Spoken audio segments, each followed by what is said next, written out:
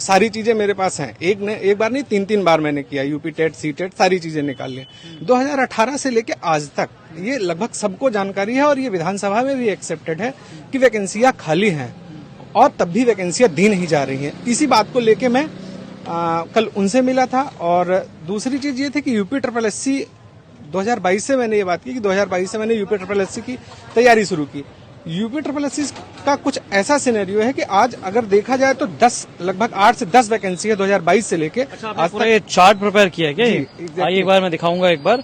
तो यहाँ पर इन्होंने पूरा उत्तर प्रदेश अधीनस्थ सेवा चयन आयोग यूपी SSSC का इन्होंने जो है बकायदा लिस्ट निकाली। ये कौन सी भर्तियां हैं? ये यूपी SSSC की ग्रुप सी की वैकेंसियां हैं। अब जैसे वीपीओ देख लीजिए, 2023 से नहीं आई है तक, अभी तक रिजल्ट उसका। अच्छा, अब आपको एक एक करके बताते हैं। ये देखिए परीक्षा, ये जो 2023 वाली है, ग्राम पंचायत अधिकारी वीपीओ की है और विज्ञापन तिथि इसका 16 मई 2023 और वर्तमान में अभी स्थिति है कि 1179 दिन बीत गए लेकिन अंतिम परिणाम नहीं आया। इसका रिजल्ट ही नहीं आया क्या? अभी तक फाइनल रिजल्ट नहीं आया। फिर इसके बाद है परिवर्तन सिपाही, 477 पद थे इसके।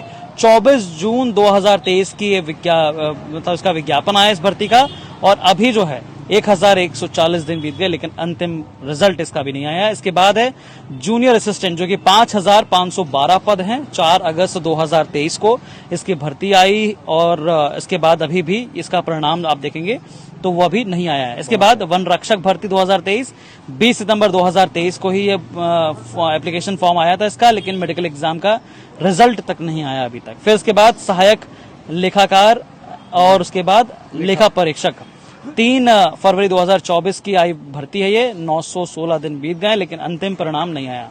सहायक स्टोर कीपर, इसमें 15 फरवरी 2024 को वैकेंसी आई, 904 दिन बीत गए लेकिन अंतिम परिणाम नहीं है। जूनियर इंजीनियर 4612 पद, 7 मार्च 2024 को इसका विज्ञापन आया लेकिन 883 दिन जो है बीत गए लेकिन अंतिम परिणाम नहीं आया।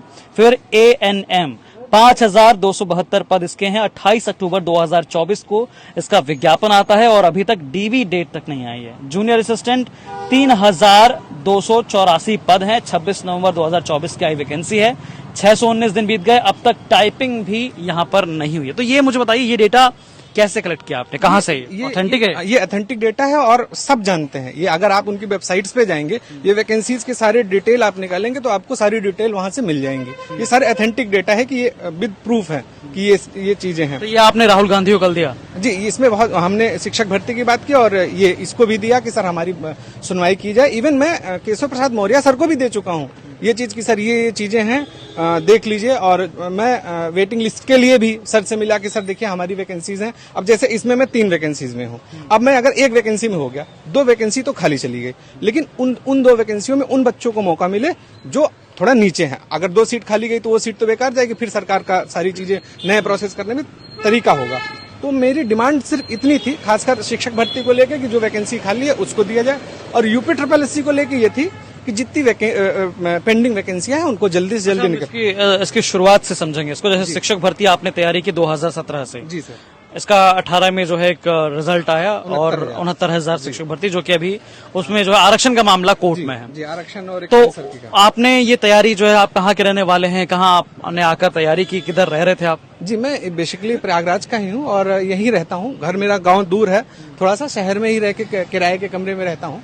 और 2018 से लेके आज तक मैं तैयारी कर रहा हूँ और मैंने 17 में DLED वगैरह कर रखा है और उसके बाद से फिर यूपी टेट और सी टेट सारी चीजें मेरे पास। आपने कब जो है ये मतलब आपके दिमाग में आया कि यार शिक्षक भर्ती के लिए तो मैंने तैयारी की थी लेकिन इसका फॉर्म ही नहीं आ रहा, मुझे स्विच करना चाहिए? ये बात शायद सरकार को ही मालूम है कि 2022 में इन्होंने 17,000 शिक्षक भर्ती की बात कही है। 17,000 शिक्षक भर्ती देंगे तो उस समय ये हुआ कि हाँ 2022 में आएगी शिक्षक भर्ती। फिर शिक्षक भर्ती 2022 के बाद से नहीं आई। फिर हम यूपी SSSC की तरफ